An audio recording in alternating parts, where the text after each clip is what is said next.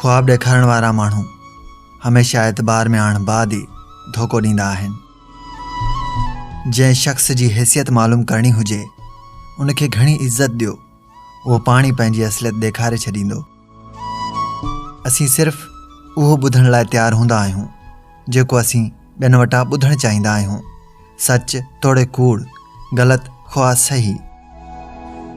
हरामी हमेशह पंहिंजनि सां बि हराम पाई कंदो आहे, वरी हिलाली हर कंहिं सां हमदर्दी कंदो रहंदो आहे। रिश्वत वठण वारो ख़ुशि आहे त रक़म मिली वई, रिश्वत ॾियण वारो ख़ुशि आहे त कमु थी वियो, लेकिन क़ुर पाक चवे थो त उहे ॿई जहन्नमी आहिनि। मुफ़ाद परस माण्हूअ जो तालुक़ उन वल जीअं हूंदो आहे जंहिंमें पाड़ूं नाहिनि थींदियूं।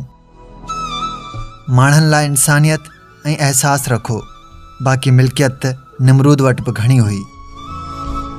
यकीन कयो, जेके माण्हू दिलि तां लही वञनि था उहे साम्हूं बि वेठा हुजनि पर नज़र नाहिनि ईंदा।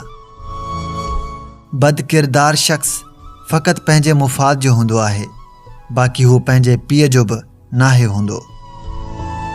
तालीम वाहिद हथियार आहे जंहिंसां ग़ुलाम ज़हन मारे आज़ाद दिमाग़ पैदा करे सघजनि था। ज़िंदगीअ जो एतिरो तजुर्बो त नाहे, पर एतिरी ख़बर ज़रूरु आहे नंढड़ो माण्हू वॾे मौक़े ते कमु अची वेंदो आहे ऐं वॾो माण्हू नंढी ॻाल्हि ते औकात ॾेखारींदो आहे। मानीअ जे ठुकर ऐं चांहि जे कोप ते चापलूसी कंदड़नि खे कहिड़ी ख़बर त मज़लूम जी हिमायत में आवाज़ उथारण ऐं हक़ सच जी ॻाल्हि लिखण में केॾो मज़ो आहे। यकीन कयो न कयो, हिन दौर में इज़त वारो माण्हू ई सख़्तु परेशान आहे। कमीणनि ऐं ॿ नंबर माण्हुनि जो ई उरूज आहे। इख़्लाक़ उहा शइ आहे जंहिंजी का बि क़ीमत नाहे ॾियणी पवंदी।